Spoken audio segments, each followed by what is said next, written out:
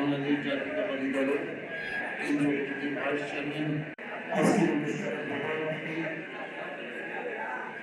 এই বিজয়কে বেশি উল্লসিত না হয়ে বরং মানুষ যে আপনাদের উপর যে দায়িত্বটা দিয়েছে দীর্ঘদিন পর গণতন্ত্র প্রতিষ্ঠার জন্য, একটা সুশাসনের জন্য, আমরা সকলে মিলে সেই দায়িত্বটা পালন করতে যেন পারি।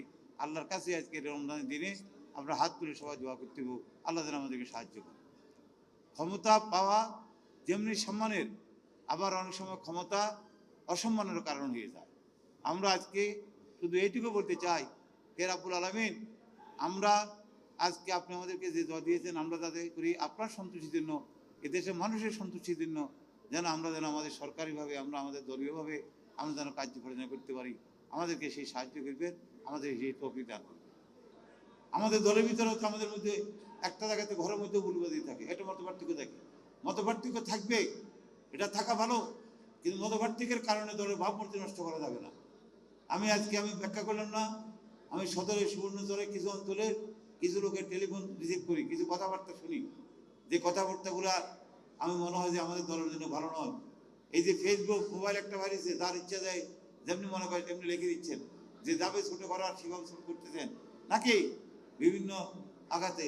আমি অনুরোধ করবো নোয়াখালী জেলা বিএনপিকে এমন একটা টিম গঠন করেন যারা এই সোশ্যাল মিডিয়ার উপর একটা নিয়ন্ত্রণ করতে পারে, যার লেখা, যার অ্যাকাউন্ট থেকে দলের ভাবমূর্তি নষ্ট হয় এবং কোনো লেখা আসবে, তাকে সাথে সাথে যেন জবাবদিহি করতে হয়, কেন তুমি এই লেখাটা লিখছে।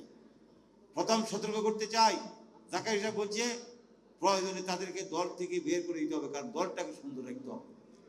এই দলের উপর মানুষের অনেক আশা, অনেক ভরসা। দীর্ঘদিন আমরা অনেক কষ্টে ছিলাম, দীর্ঘ সময় পার করে আমরা আজকে একটা স্বপ্ন দেখতেছি। আল্লাহ রাস্তা আমাদের স্বপ্নকে ভঙ্গ করবেন।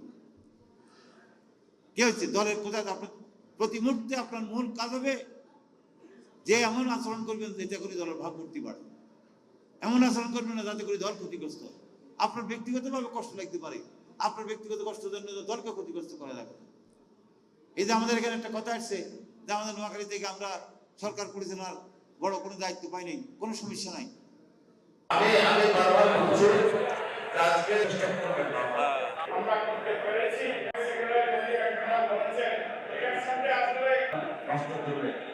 এই জন্য আমরা আসলে আপনাদেরকে আমরা আমন্ত্রণ জানিয়ে চাইবেন। আমরা